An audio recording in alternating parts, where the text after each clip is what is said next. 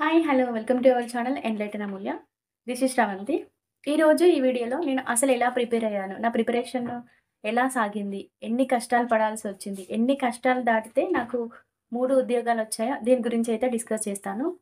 యాక్చువల్‌గా నాది గ్రాడ్యుయేషన్ మొత్తం అంటే నేను బీటెక్ చేశాను. 2013లో అయిపోయింది. అది కరీంనగర్ జిల్లా, కరీంనగర్ రూరల్ మండలానికి చెందినటువంటి బహదూర్ ఖాన్‌పేట్ అనే ఒక చిన్న గ్రామం.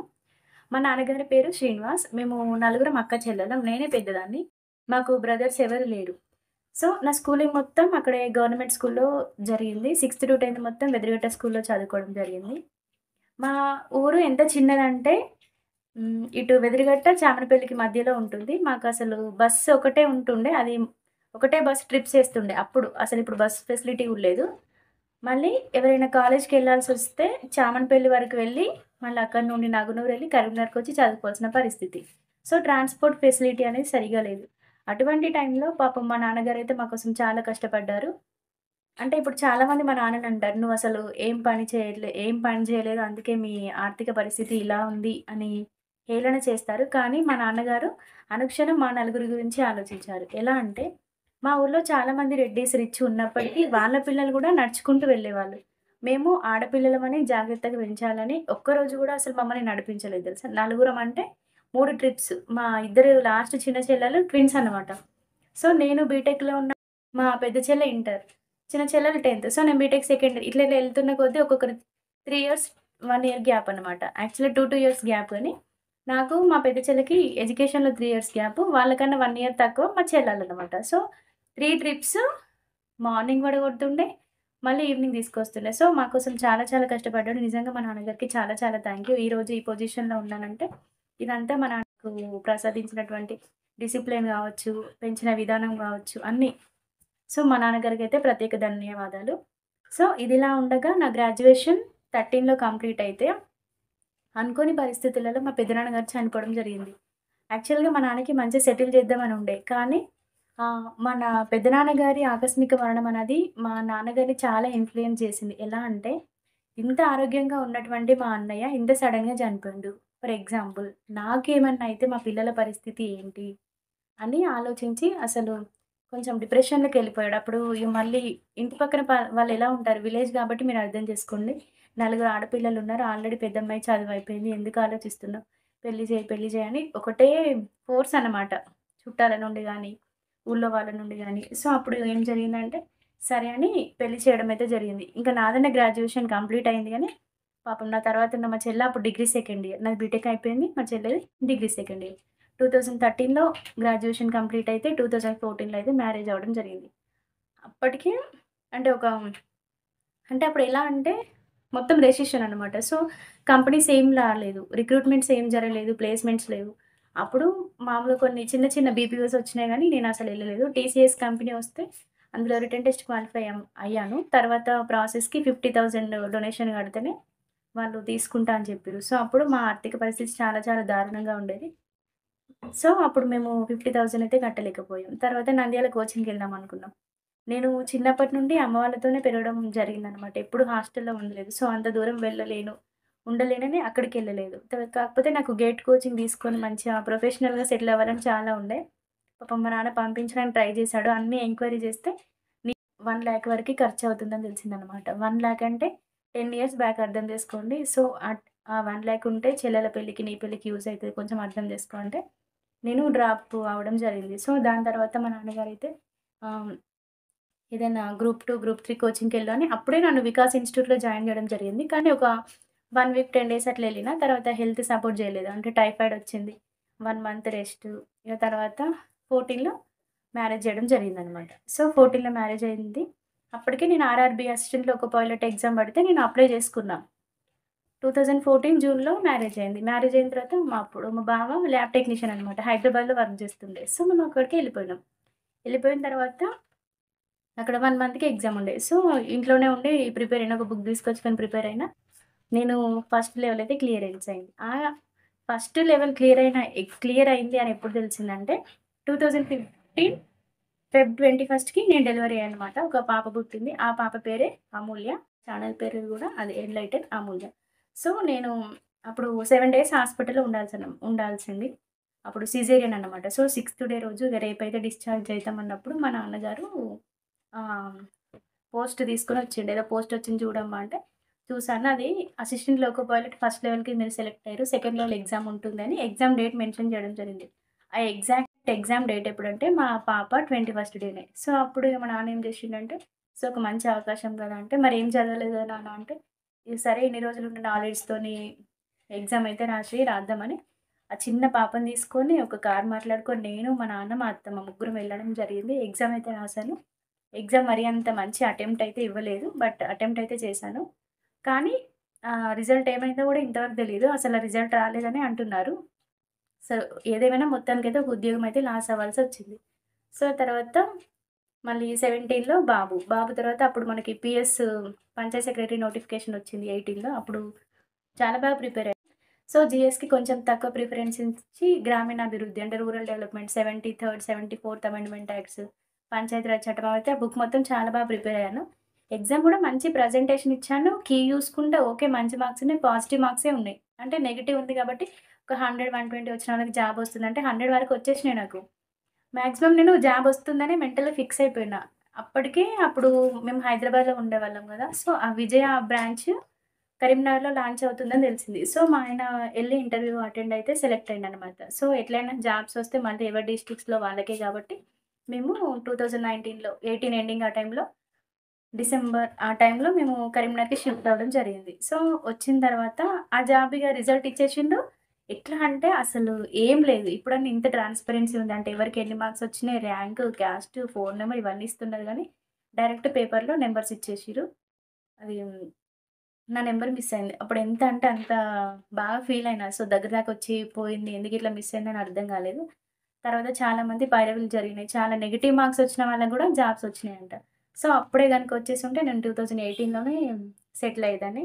బట్ ఎనీవేస్ ఏది జరిగినా మన మంచికే. ఎందుకంటే అప్పుడు పిల్లలు చాలా చిన్నవాళ్ళు. ఇప్పుడు మంచిగా పిల్లలు పెరిగిర్రు కాబట్టి జాబ్‌కి ఎటువంటి టెన్షన్ లేకుండా హాయిగా నేనైతే జాబ్ చేసుకోగలుగుతున్నాను.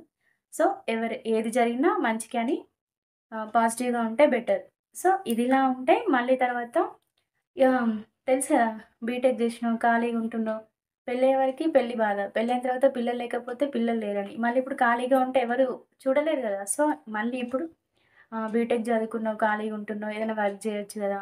మా బాబాయ్ ఒక ప్రైవేట్ ఎంప్లాయీ అనమాట. చాలా, చాలా తక్కువ సాలరీ ఉంటుంది. అప్పుడు నాకు పెళ్ళైన కొత్తలో 6,000 మేము కరీంనగర్‌కొచ్చే టైంకి అది 12,000 అయింది.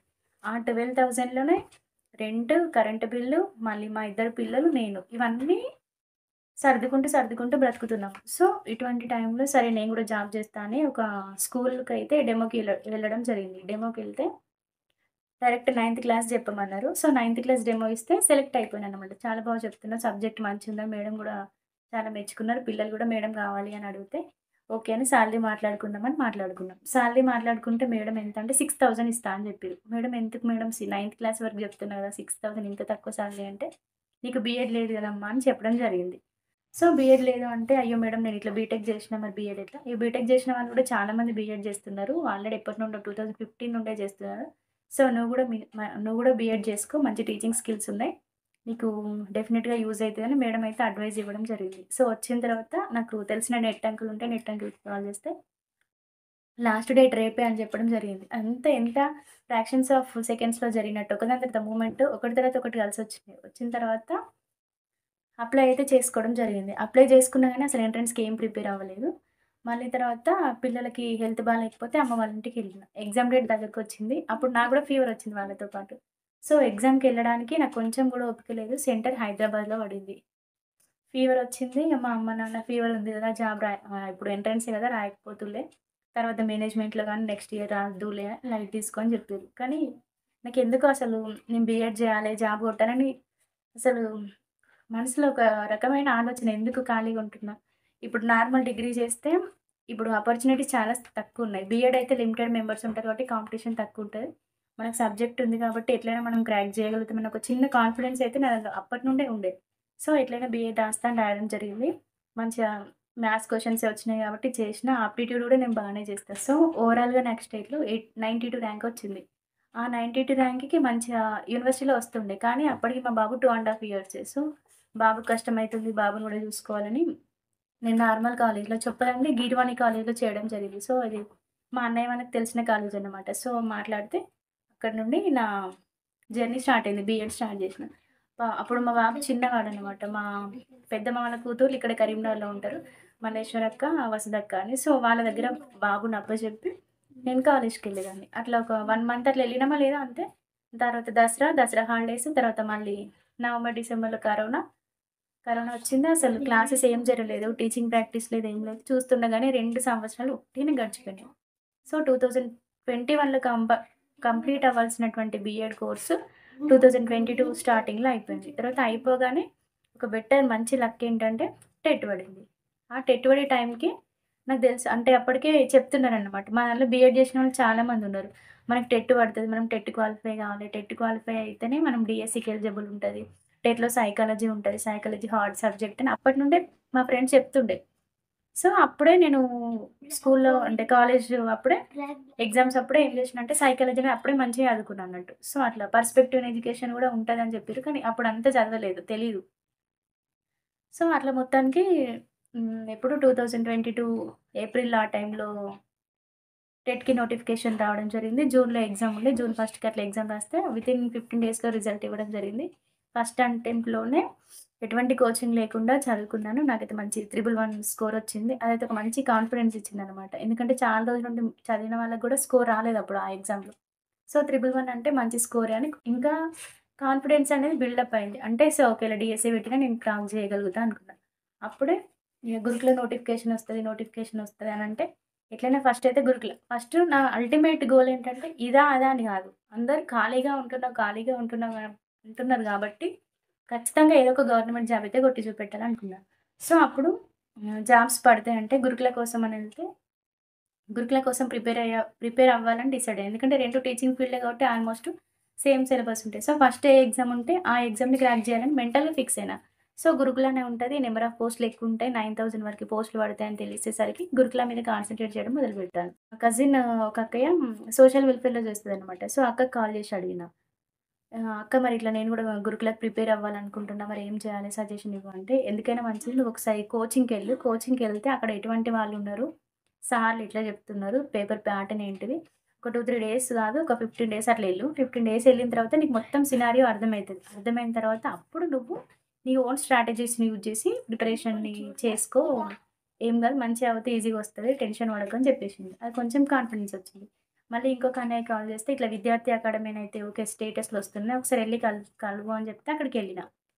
చెప్తే సార్ ఇట్లా నేను గురుకుల రాద్దాం అనుకుంటున్నాను. ఎట్లైనా ఈ ఫస్ట్ అటెంప్ట్ అని నాకు జాబ్ రావాలి. కంటెంట్ నేను చేసుకుంటా. జీఎస్ ఇంకా మెథడాలజీ ఉంది కదా! జీఎస్ కూడా మెల్లమెల్ల నేను చదువుకుంటా. బట్ మెథడాలజీ అనేది మాకు క్లాసెస్ జరగలేదు. నాకు మెథడాలజీ క్లాసెస్ పూర్తిగా కావాలంటే పూర్తి మెటీరియల్ అనేది ఏం లేదు. ఇంగ్లీష్ మీడియం కాబట్టి సో, నేనైతే నీకు ఎక్స్‌ప్లెయిన్ చేస్తా. నేను మెటీరియల్ తర్వాత తెప్పిస్తా అని డెమో ఇవ్వడం జరిగింది. ఆ డెమో ఇచ్చినప్పుడే నాకు క్లియర్ కట్‌గా అర్థమైంది. అంటే 10 యూనిట్స్‌లో చాప్టర్స్ ఏంటి? యూనిట్స్‌లో ఏమేముంటాయి? ఏం టాపిక్స్ ఉంటాయి? ఎట్లా చదవాలని క్లియర్ కట్‌గా ఒక ఐడియా వచ్చింది. సార్ మీద కాన్ఫిడెంట్ ఉండే. ఓకే. సార్ దగ్గర సబ్జెక్ట్ ఉంది. అంటే మనకు 1, 2 సార్లు మాట్లాడగానే అర్థమైతది. క్యాండిడేట్ వర్తీయా కాదా అని. సో, సార్ అయితే చెప్తాడు అన్న కాన్ఫిడెన్స్ ఉండే. సో, మెథడాలజీ పక్కకు పెట్టి జీఎస్ మీద కాన్సంట్రేట్ చేయడం చేశాను.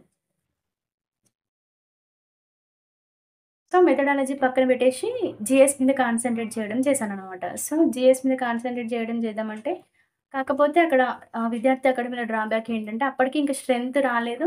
హ్మ్. బ్యాచ్ ఫార్మ్ అవ్వలేదు. సో, నేను బ్యాచ్ ఫార్మ్ కాగానే నీకు ఇంటిమేట్ చేస్తా. నువ్వు అప్పుడొచ్చి జాయిన్ అవ్వని చెప్పిర్రు. సో, ఇంటికొచ్చిన 1 వీక్ అట్లనే వట్టిగనే గడిచిపోయింది. సార్‌కి కాల్ చేస్తూనే ఉన్నా మధ్యలో. సార్ వస్తున్నారా సార్? క్లాసెస్ జరుగుతాయా సార్? ఎప్పటి నుండి రావాలి? మన నోటిఫికేషన్ వస్తదేమో తొందరగా అని చాలా ఫోర్స్ చేస్తున్నా సార్‌ని. అంటే బ్యాచెస్ స్టార్ట్ అయినాయని. పాపం అక్కడేమో బ్యాచెస్ స్టార్ట్ అవ్వలేదు. ఇంతలో ఏం జరిగిందంటే మా ఇంటి